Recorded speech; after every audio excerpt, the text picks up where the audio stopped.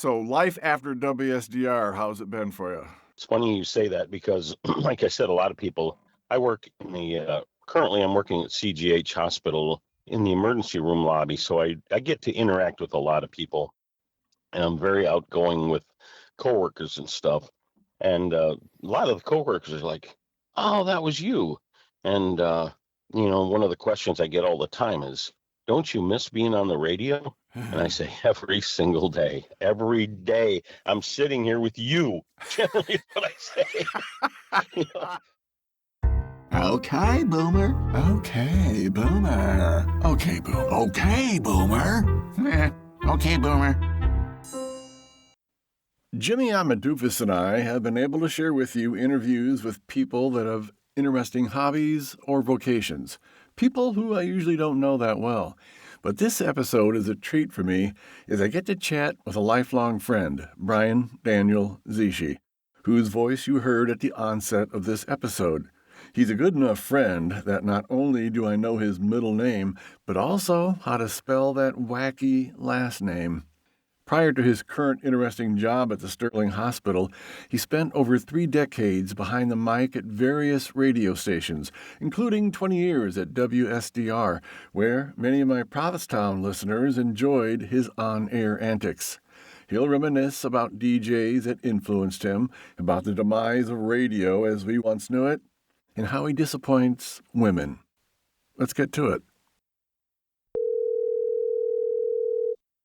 Hello, Good morning, Brian Daniel Zschiesche. How are you? I am fine. Let me get pulled over here, Tom.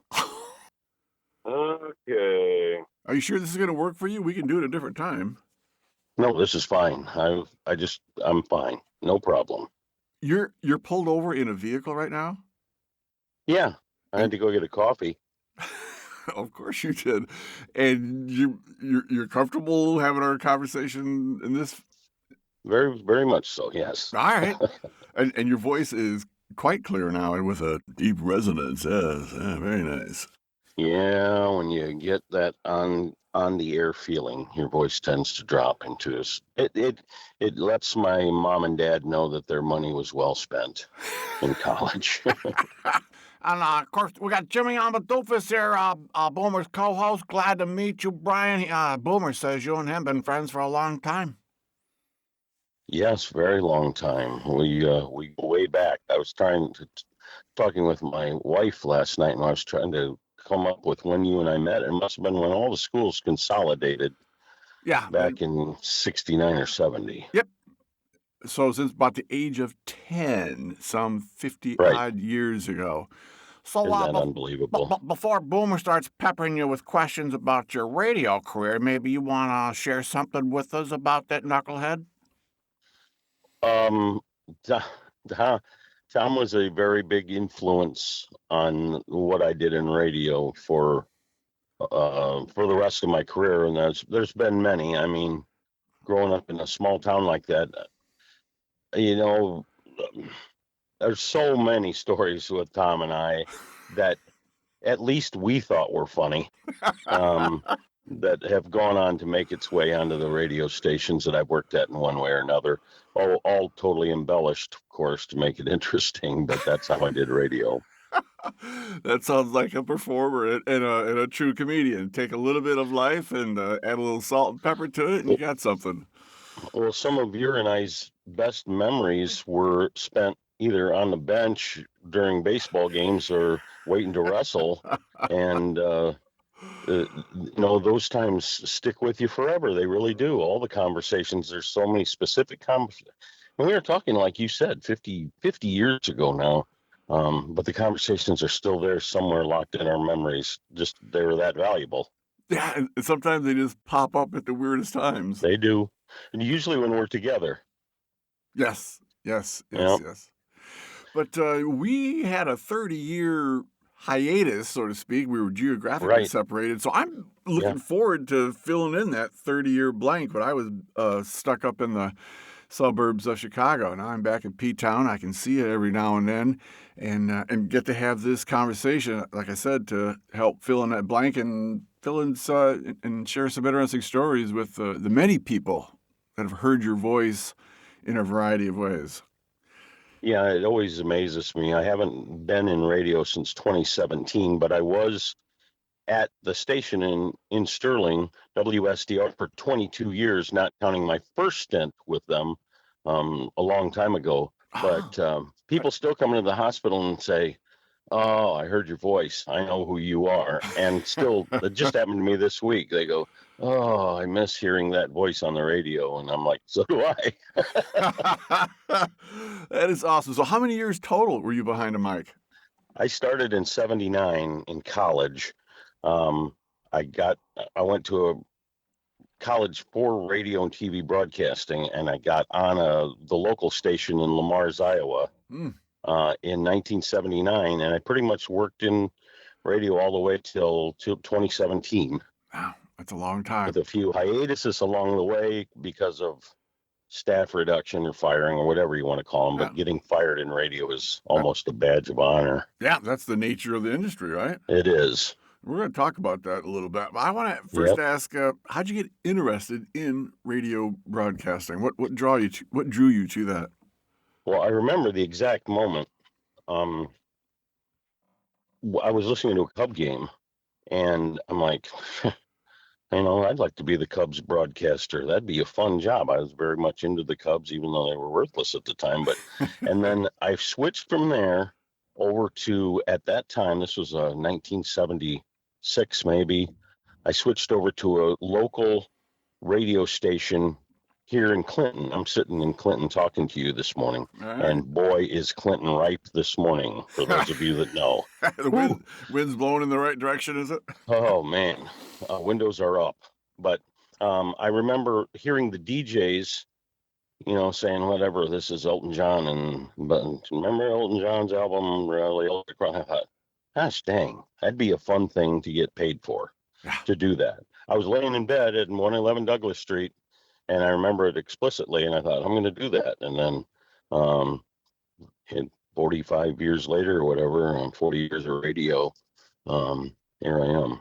That is awesome. That is funny that you remember that exact same moment. I remember exactly, because then I started to write down, started listening to WLS a lot, and started to write down the songs they played to get kind of into the rhythm of how often they played the same song.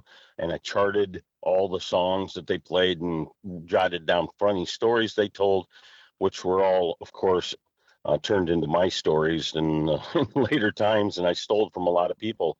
I mean, I stole, and you and I have a lot of mutual friends, and I think you'd agree that friends influence your persona in so many ways. I mean, we both had a friend, and may he rest in peace, Brian Housengay, who was probably one of the craziest people I've ever met. And in his 17 short years on Earth, he gave both of us a treasure trove of incidents Oh, and Lord. and that shtick comedy that he was so good at. And Jeff Schaefer was another one. Kelly Worth was the art of sarcasm. And it's funny how when you get around these people, you and I, when we get together, we have a language that you adapt to the person you're with, and all of those people are different adaptations. And I've always been able to adapt to my comedy to whoever I'm around, and all those people have had a tremendous influence. Jeff Schaefer was one funny guy, and he Yeah. rest in peace also. Here's a line from Brian Housengay that you were probably present for. We're walking off the field. Might have been a fresh soft game. I'm sure we got our butts kicked. And it was extremely windy right there at the Yeah. P-Town Oh, I field. remember what you're going to say. The lights are still shining bright. And Housengay says, God, it's so windy. I'm surprised it's not blowing the light away. And it's and said like you just said it. It would be like, how dumb is this guy? But we laughed about that. We're still laughing about it. Yeah. And that's what the kind of power Housengay had. Housey was, I remember it exactly. I remember it a little differently than you, but the story's the same. He looked and I think we all were like, yeah, why doesn't the wind blow the light away? I think we laughed for a good long time at that. Indeed. Yeah, 50 years later, still chuckling over it.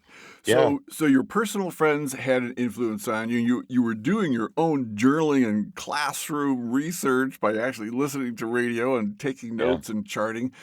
Who were some of Yeah. the big radio personalities that were like, wow, this guy's good? Well, Spike, of course, was one of the first. Spike Odell Uh-huh. was amazing to listen to on Kick 104. He did the kind of radio I wanted to do. And you're just not able to get into that situation in radio unless you kind of luck into it. But I'll tell you what, and you may have listened to him too. I'm sure I did. Kevin Matthews in Oh, yes. Chicago at the Loop Yes. was who I really tailored my style towards because I thought he was the funniest person I've ever heard on the radio. I thought he was funnier than Stephen Gary, funnier than Johnny Brandmeier and Buzz Kilman. I just thought Kevin and his cast of characters were what I wanted to do, and ended up pretty much doing a copy of his show. Ah, he's a real artist, amazing Oh artist. man, Where is he at now? Do you know? yeah, he's living in Grand Rapids. He's not in radio anymore. He does podcasts, but you got to remember, he's 10 years older than us. Okay, yeah, right. You know? And he's just out of it. And everybody's out of radio. There is no radio anymore, but we'll talk about that later. Well, Jimmy Ahmuhdoofus here, Jimmy Shorts, he's actually a cousin of mine. A lot of people say I sound like him a little bit. I noticed the similarities, and I figured that's why I said I figured you knew of Kevin Matthews, because Jimmy Ahmuhdoofus sounds a lot like Jimmy Shorts. Yep. You called me out on that one, but I remember you saying at one point back when the Loop had that incredible lineup of Brandmeier and Kevin Matthews and Stephen Gary. It was just like, wow! It was like 6 hours or 12 hours of incredible radio. That was a lot of fun to listen to. I would call in on some of those shows. It was just so did I. Wow. And that's AM radio. AM radio. Yep. AM 1000, and I would set my DVR on days that I couldn't listen to Kevin. I'd set my DVR to record the radio. I put the audio inputs into the back of the DVR and recorded his show, because a DVR could go 4 hours, whereas a cassette you could get maybe 60 minutes. So I'd record on the DVR and I'd listen to his shows on DVR, on VHF tapes, I guess is what I'm saying. Right. That's how dedicated a listener I was to him. He was something else. He was seamless in the way he could change voices in the middle of a conversation. It's like, I try to do that with Mr. Ahmuhdoofus, but man, like you said, Matthews is amazing. He would do it with numerous characters. Yeah, multiple ones at the same time. Oh, you could tell that Kevin was funny, and it's the kind of humor that I liked because it's club humor. I bet you there were people that tuned into him casually, and they did the same thing with me, and were like, "What the heck? Who is this guy?" But once you got into the club of that radio show, and you became an official Kev head, you were in on humor that was consistent throughout his tenure there. And things he would call back on that you could recall with him. It was kind of a secret club you were in, and I really liked that. And that's the kind of radio I ended up doing for the most part when I was the most successful. That's awesome. Well, let's talk about your tenure and your success. You said you started with the college program, and kind of give me a chronological list, because we get a sense of what radio personalities do. They move a lot. Well, first I have to mention that at my first radio station, I was in college. Second radio station, I had handwritten a note to WSDR in Sterling at the time. Then they were downtown, and to Carrie Davis was his name, and said, "Hey, I want to work at WSDR when I get home over the summer." And they said, "Fine." And they came in, and I worked at WSDR in Sterling back in 1980. And that's, of course, when Chris and I, my wife, Chris Stewart, many of you that are tuning into this might know, is my wife, and we got married the next year, and we started out on this junket of radio life, and she has always supported my radio career, and we moved all over in the first 5 years. She went to so many schools and kept at it, trying to be a teacher, and really supported me throughout all the years, both emotionally and financially, because radio is not a lucrative business. No. It's not. No. It's not a way to make a living. I could not have raised a family on my salary, and the benefits were few and far between. but Chris was the steady rock that allowed me to do that. And for me to say, and this is the God's honest truth, I never, the hardest part of my day was generally the alarm clock because I worked a lot of morning times. We had to get up at 4:30. That Ah. was the hardest part of my day. The rest was going and doing this all day around some of the funniest people that you'd ever meet. Radio people are all, we have this low self-image of ourselves, but great showmen. And some of the funniest people I've ever met were along the way. But we went to from let's see, from WSDR, I went up to Minneapolis and was finishing up my schoolwork up there. And Chris and I went up there, and she went to the University of Minnesota at that time. And then my first job outside of college, I came back to Monroe, Wisconsin.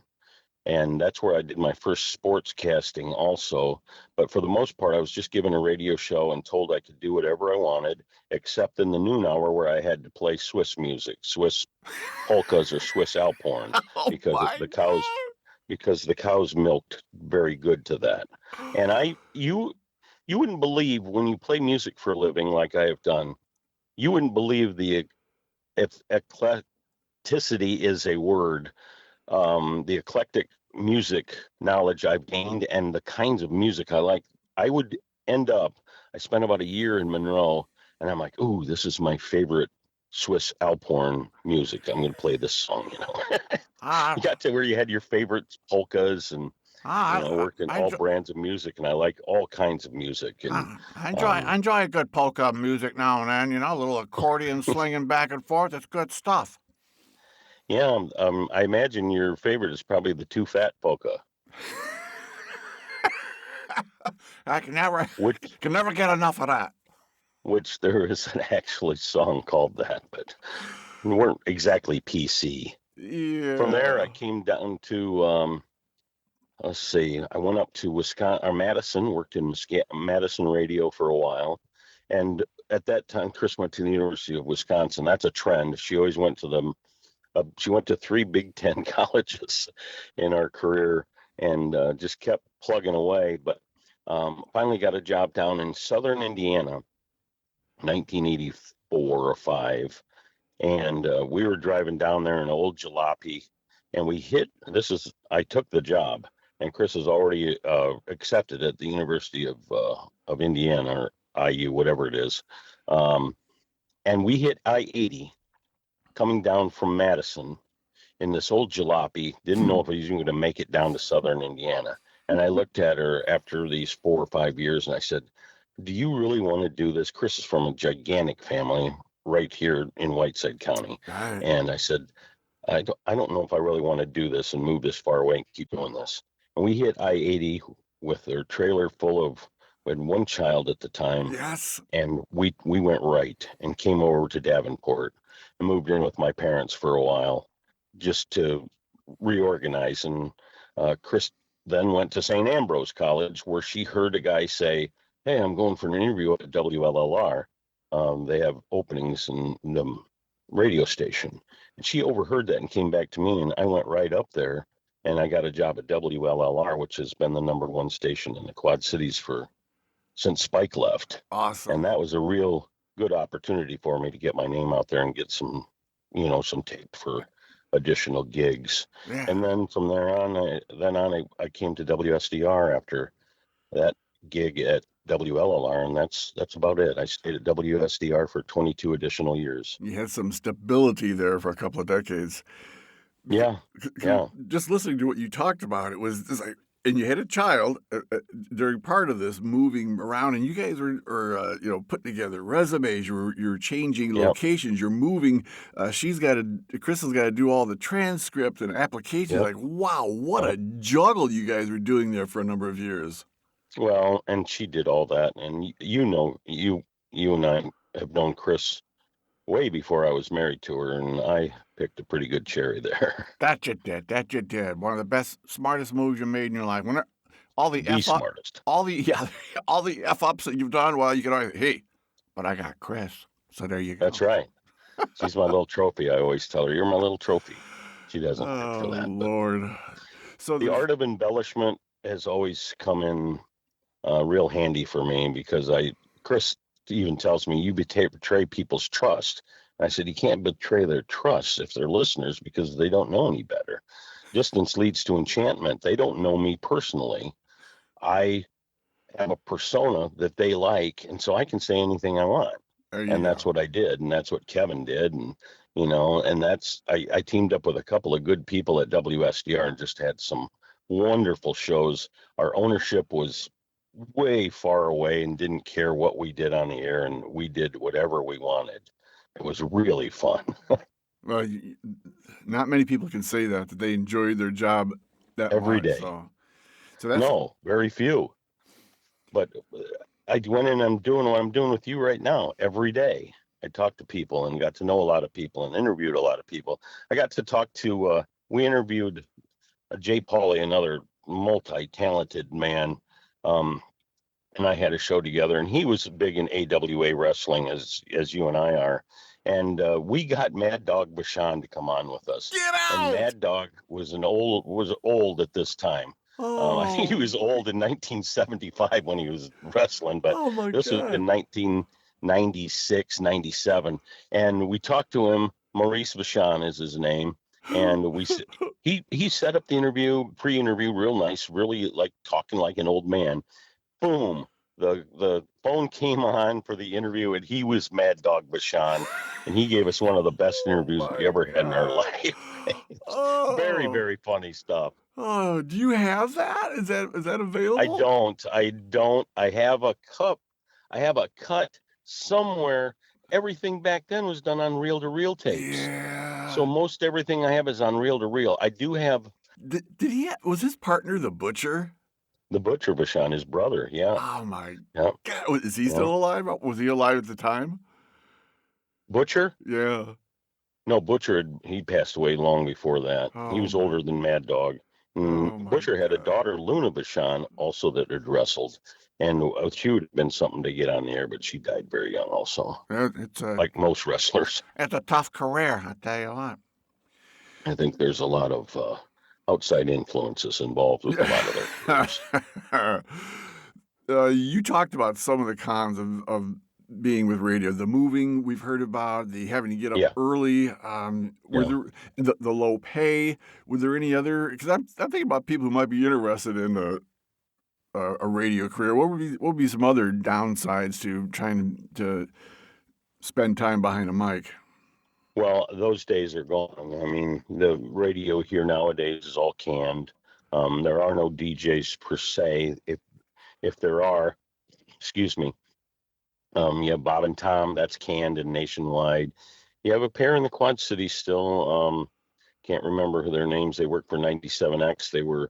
Um, they do very well, but for the most part, one DJ runs a radio station anymore, and you just voice these day parts and read these liners in the weather, and that's all there is to it. It's really moved away from entertainment radio into let's just can this and make it as cheap a production as possible.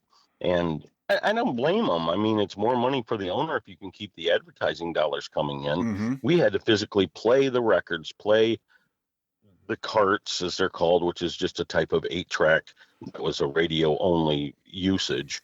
And we had to load it and play it, but now it's all streamed and everything's out there to play, and they can actually stream their radio station. The Sterling station streams their radio in. It's all streamed. There's one guy that works a couple hours in the morning to make sure everything's up to snuff, but there's no career in radio anymore. Wow. Only in sales in radio. Yeah. That's sad. It's frustrating. It kind of reminds me of, or makes me think of newspapers now that are Yes, stuffed with same boat. they're stuffed with AP, Associated Press articles. That's kind of like Mm-hmm. the canned news that they Yeah, put out there. That's going all over the United States. Wow. that's right. And they're in the same boat because with the internet, and we fought this at the end of my radio career big time. If there was a, let's say, um, there was an accident with a death, we had to wait until that was put out, and so that we had to get permission to put that out over the air. or newspapers have to wait even longer. They have to wait till the next day.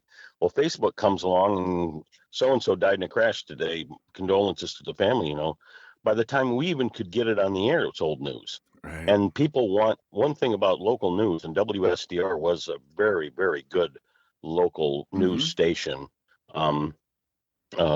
Was the immediacy of getting something on the air. School closings were a big thing to tune in for, because you could call and say, hey, Prophetstown School is closed today. I'd turn on the microphone, Prophetstown Schools are closed today. But internet even beats us to that, because they get it first. And pretty soon that dried up.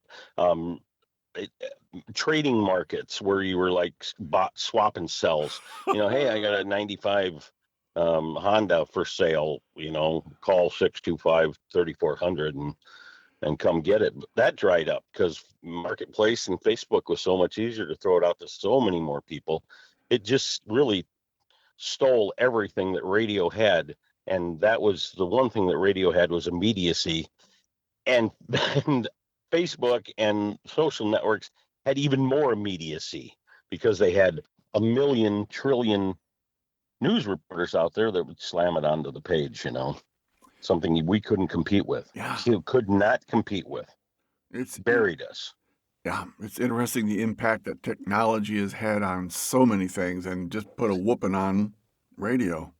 Yeah, and I'm not saying it's a bad thing. People want information. I'd go to it and look, and I'd say, geez, we know the names of these people. We can't say it on the air, but it's already out there. But I would be doing the same thing.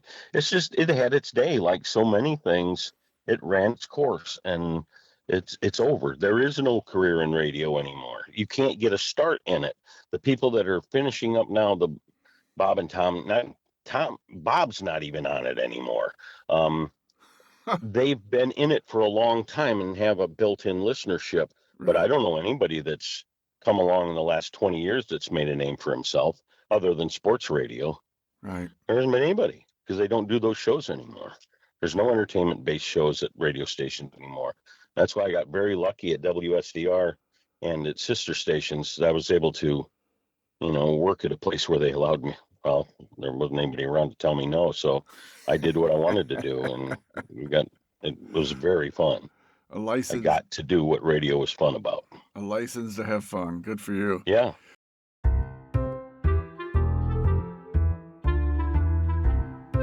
Hey, let's take this opportunity right here to hear from our sponsors, okay? Brief message coming up. Around P-Town, it's got the news that you can use. Around P-Town. AroundPtown.com, it's got the scoop with all the poop. Ben's Barbershop, it's a place I like to stop. Whether it's to get a fancy do or just buzz off my mop, Ben's Barbershop. It's a place I like a lot, and you'd like it too if you did your do at Ben's Barbershop. That's Ben's Barbershop in Morrison, Illinois. Look 'em up on Facebook. Make an appointment. Tell 'em Jimmy Ahmuhdoofus sent you.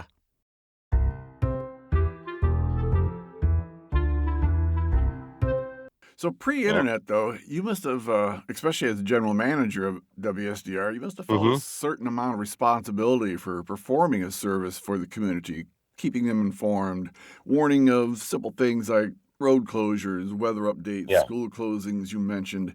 That must have felt like, you're talking to hundreds, if not thousands of people at a time providing that service. Yeah, it was incredible, because at the time I started, WSDR had we had 6 news people in the news department. Wow. And so if there was a tornado or a school close, they'd go out to it. They'd go out and cover it. Well, by the time I got done, we had one news person that did all the news all day long, and they certainly couldn't go out and cover anything because they had to be there for the newscasts. So that's just another way it changed. But yeah, it was quite an operation. And if you could get the right person, and I was lucky enough to work with 2 people at the radio station that I can exactly point out. And one is Kathy Verhulst, married to a Verhulst from Prophetstown, and Lisa Taylor, who was the office manager, are 2 people that they did my job. I did my job and allowed me to be on the air while I was a manager of the radio station. And they were two of the best workers I ever worked with, and never hired anybody nearly as good as them. Hiring is one of the hardest parts of any job as a manager, is hiring good people to work. Man, oh man. Absolutely. Yeah, well, you can't put a price on good coworkers. That's for sure. Yeah, it gets to the point where, please show up. Do you breathe? The basic, please show up. We'll go from there. You talked about one of your more memorable moments when you had the opportunity to interview Mad Dog Vachon. What would be some other poignant moments in your radio tenure that is like, oh yeah, I remember that. That was awesome. Well, I do remember, and the anniversary, 24th anniversary was just last week. We were on air during 9/11, and Jay Pauly and I were doing a show, and you always had a TV up somewhere so we could keep up with the news. And we're like, some dumbass just flew into the World Trade Center. And we were talking about that, and like, gosh, I wonder what happened. Did he just lost his way, or what happened that made him fly into that building? And we were continuing on the air, and then when I think it's the same with all of America that was watching, when the second plane hit, we both looked at each other and we said, we are now going to go live to CBS News. Yeah. And we did. It was like, uh-oh, this is something bigger than both of us, something that bigger than we can report on. And we're certainly not going to go on with a yuck up radio show while this is going on. So we flipped the switch right over to CBS Radio, and they carried the day, a couple of days for us, talking about that tragedy. That was one. Ronald Reagan getting shot. I was on the air when he got shot. That was very strange because of the national coverage of that was so early. I would have been in the 80s that they took over the radio station for that too. And I remember that pretty well. Karen Carpenter dying was one of my worst days on the radio because I love the Carpenters. And she was exactly 10 years older than me, right to the day. And I always really loved Karen Carpenter, and a guy that also loved her came in crying he was the news person up in Monroe, and he came in and he said, Karen died. And I'm like, we don't have a Karen on staff, And he said, Karen Carpenter, and we both sat and cried for a while because we both loved her so much. Her voice is so good. It is. It's still is. It's golden. It's silicon. You hear it and you're like, wow, what a sorrowful loss. Yeah, it was. And there's been others. There's just when you got that many years in the radio, I was on when John Lennon got shot. I was, all the tragedies. Generally, I was on the air for them at one time or another. Jeez, if you're a celebrity, I'd be looking over my shoulder anytime you were on the air then. What the hell? Yeah, not really in the market I was in, but it's funny that you say that because we had a fishbowl out at WSDR where people could come up and look. And once in a while in the morning, it was behind me. And once in a while, you'd just be sitting there and you just say, no, here's a song from Ace, whatever. And you start the record and you'd spin around on the chair. Somebody be there looking at you. And we were out in the country. And it's like, I always tell a story when I do meet people that have listened to me on the radio. This is pretty much. And they're pretty much how every one of those interactions work. They'd come up and they go, oh, you're Brian, especially the women. I always had a good audience with women, but I know what they pictured me to look like.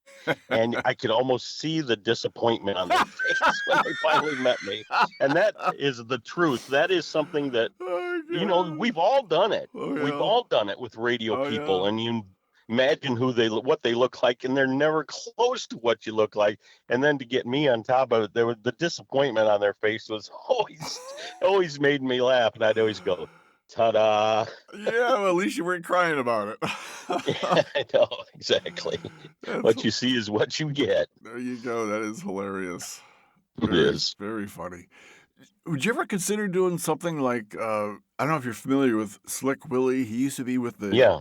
He's trying to do an internet-based radio show. Now, Yeah. I've never listened to it. I don't know how many hours he's actually puts together for his show. Is that something that would ever interest you? I have been asked to do podcasts of my son and I on the radio, and whoever I'm working with on the radio. And I always say the same thing. Who would listen? I just always say that. And I went through my radio career saying that. Who's listening? And I always get these really good numbers, and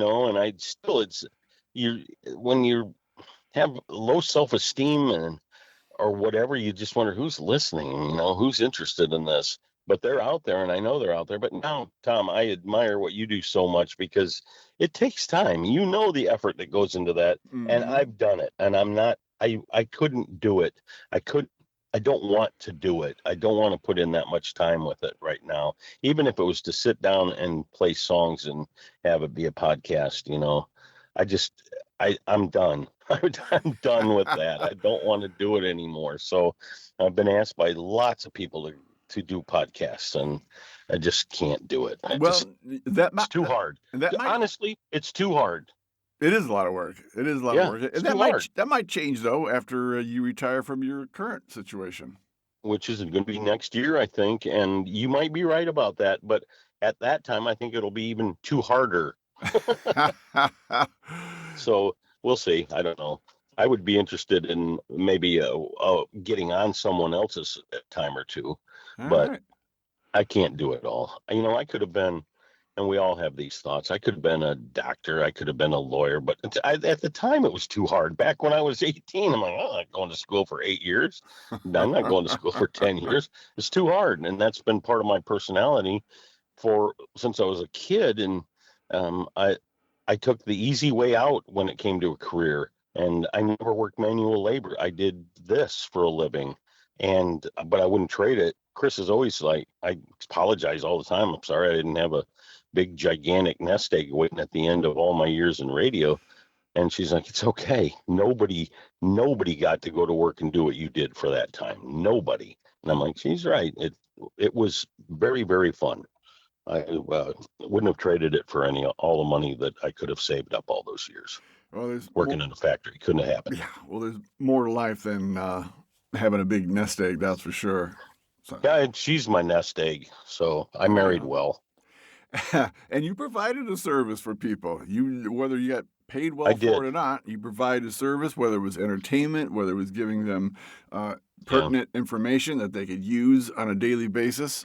Yeah. And I ended up doing a lot of play-by-play. My dream of being the Cubs broadcaster fell a little short, but I did do Newman games for about 10 years, football and basketball, Morrison, Prophetstown, Milledgeville. I called a lot of state football games, a lot of state football game winners. Newman had several state championships in there.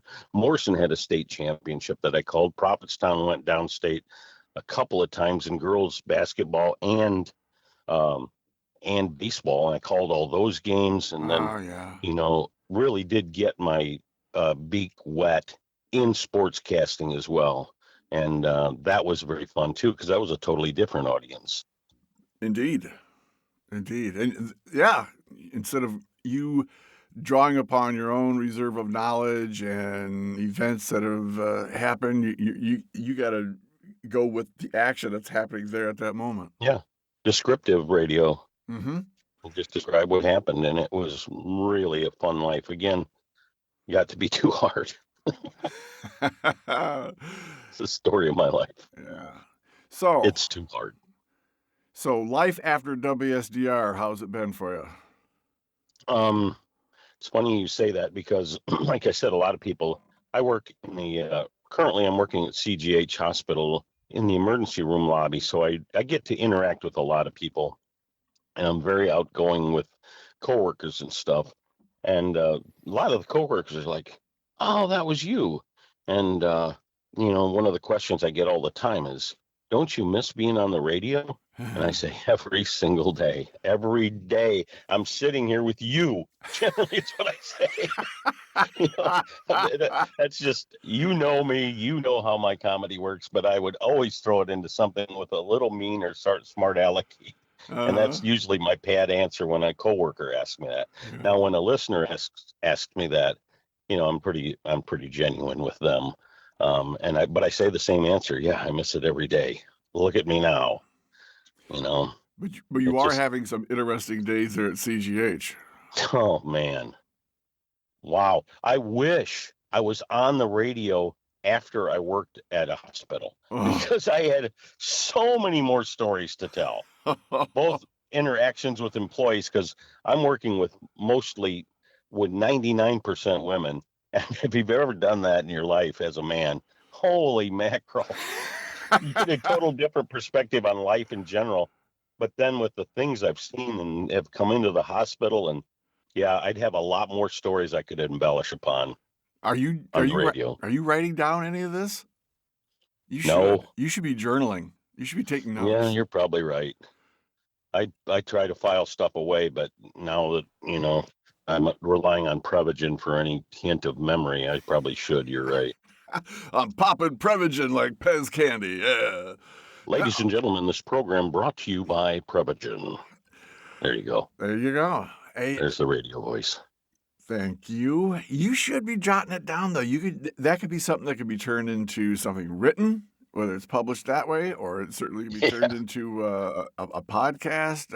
I think Again, Tom, I fall back on my old wobble or whatever it is. Who would want to read it or listen to it? I would. I've So, already heard some of your stories Yeah. that you currently can't share because you're too close to what when and where it happened. Yeah, But yeah. we have to do a podcast 4 or 5 years from now. But if you don't have your damn notes, Yeah, that's true. It's true. It's all in there somewhere, but it's getting pretty jumbled up. You're right. oh, goodness gracious, it's yeah. All right. What else you want to share to us about your radio career?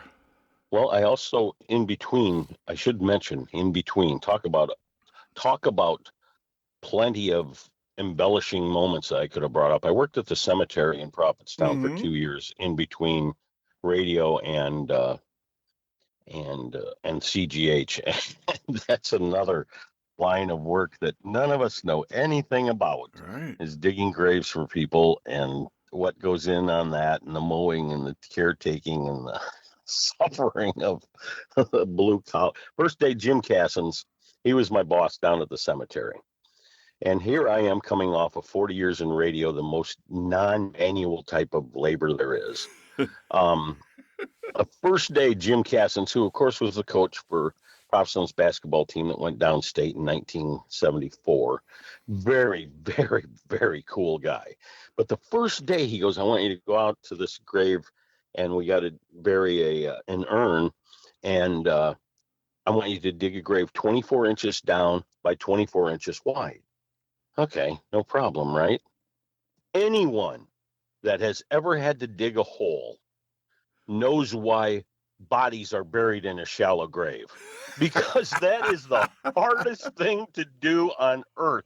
And I said to him later in the year, I said, Jim, why did you make me dig a hole 24 inches in the ground and 24 inches wide? Because it was the hardest thing probably I've ever done in my life. He goes, we wanted to see if you could cut it. We didn't even really put anything in there. And I'm like, you son of a God. How could you do that to me? I think at one point I passed out for 45 minutes and no one checked on me. And I came back up and started digging again. Oh my God, that's hilarious. That's the kind of humor that Jim had. And that's those 2 years working with Jim and Dave Anderson, I got some unforgettable stories. So some that I can't even tell when it came to digging graves, because man, oh man. He was going to see if this lily white boy who's been holding a mic all these years in his non-calloused hands how he's going to do it with the spade. That's right. Oh, That's right. gee whiz. Being surrounded by many hundreds of dead people, did that not give you a sense of mortality and making you reflect Very much upon? so. Yeah. And still to this day, I love going down there and just walking in the cemetery, because every tombstone has a story. And this Pearl, it's her name's Pearl Sicchetti, and she's buried down there. And she died when she was 15 years old back in 1912, and it's on her headstone. And I tried so hard to find out what happened there, and it's lost. And all that's left is Pearl is this gravestone. And so the thing that's done for me, I don't want to have anything to do with being buried Mm-hmm. in the ground, but I want a headstone. I want a headstone on the Zschiesche plot because of that reason. I want somebody to go, oh, Brian Zschiesche. That's going to be all we have left to give people. When they come down and relatives in the future find our graves and see a headstone, if you don't have a headstone, you're gone. It's the house that used to be there. You know, when you drive in the country, you see these lilies in the ditch, and you see a driveway going to nowhere. It's like that memory is erased out there from what was probably a vibrant farmhouse at some time. And that's the same with life. I want to have something in stone with my name on it. I'm not going to be there, but I want something next to my relatives that says Brian Zschiesche, 1960 to, probably next couple of years, it feels like. Let's hope not. But Yeah. I get that sense of what you're saying there. You want something that's at least semi-permanent. Now, a million years from now, it won't be around, but to extend in some fashion your existence here on planet Earth. Yeah, I Yeah. see that. So my grandson's kids or my grandson's grandson can go up and say, oh, yeah, there's my great-grandpa Brian, my great-great-grandpa Brian. I do it all the time. Chris and I morbidly go to cemeteries where we know relatives are buried, and we look them up. Yeah. And we stand over their grave, and both of us are like, thank you, Augie. Thank you, Ida. Thank you for everything you did for me and brought me into this life. Well, I think And it's kind of cool. visiting graveyards is a healthy thing to do. It makes It you is. looking at dead It's also people. helpless. Well, as far as doing anything about It is. them, but It is. it gives you some perspective. It reminds you of the fleeting time we have here on Earth, and Yeah. make sure you're using it wisely, right? That's what I'm hoping, anyhow. And it's a treasure trove of information. It really is. You can find out, walking through a cemetery, you can, I remember, Bob Anderson. I remember Walter, and it's a good way to remember people that you haven't seen for a long time and brings up a specific memory that maybe you haven't thought of for a long time. I really enjoy that. Well, of course, you were talking about you were thinking that your grandson might see your headstone and remember you, but he'll have perhaps the permanence of this podcast episode out there. This is going to be around for a while, permanently on the internet. In fact, It's funny you say that because, like I said, most of my material from WSDR is on reel to reel. Right. And I'm wondering who's ever I got them all, but nobody's even got a player to play them on. And so I think about that sometime, but that's why I put a lot of my stuff onto digital. It's just hard to disseminate that information. Right. Well, I've really enjoyed this conversation and learning more about you and the 30-year blank spot there that I had about your life. It's been fun. It's funny, though, Tom, because we did have a 30-year blank in there. But what you and I did, and you and me and Roger and Kerfman and Housengay and Schaefer and Tom Klein and Kenny Euler and so many people, Kelly Worth I've mentioned, we culled from all of that, and I culled so many stories, embellished or otherwise, from that association, which lasted what, maybe 10 years. 10 years from the fourth grade to our senior year. But man, what a bevy of fun times we had, and I was able to call upon so many of them and use that in my radio career. Every story has to be embellished somewhat, or it's not worth listening to. So Chris calls them lies. I say embellishment. That's just a matter of semantics. Poetic license. That's right. But that's funny because it has been nice to reconnect with you guys, and I enjoy that very much. And it's amazing what an impact you and so many other people had on my life and my career. I'm sure Boomer's thrilled to know that he was able to help out a little bit where he could. Well, We have and always have had a unique relationship. And I look forward to more of it. Like I said, we do. If I'm still doing a podcast, we'll have to talk about your time at CGH. That's for sure. You've got some powerful, not necessarily funny, but certainly some powerful, poignant. Yeah, and if I tell any of them, I'll probably be cuffed and stuffed within 10 minutes of that running. So I don't know how much of it is actually I could put on the air. 4 or 5 years down the road without details of names and stuff, it'll be all good. Yeah, well, some of the names have changed. We'll just use that. There you go. Based upon a true story. Right. Hey, thanks for pulling over on the side of the road in Clinton, Iowa, and sharing a good deal of your life with us. Appreciate it. Well, it's been a pleasure, Tom. I'm glad you thought of me. Yeah, it's been fun. All right. Thank you very much for having me, and it's been my pleasure. All right, Brian, you take care. Bye-bye.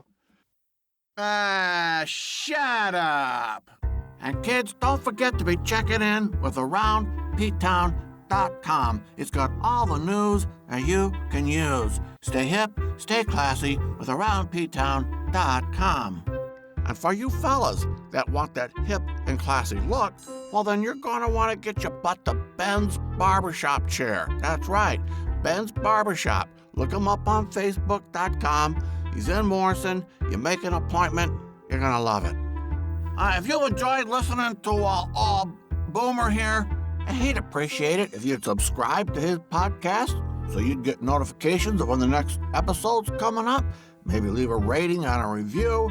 But yeah, go ahead and subscribe. That helps the podcast grow, and that makes the little fella feel so much better. And if you had any feedback for him, go ahead and contact him at ttaudioworks@gmail.com. Again, that's ttaudioworks@gmail.com. Okay, I'll see you in the next episode. Bye-bye.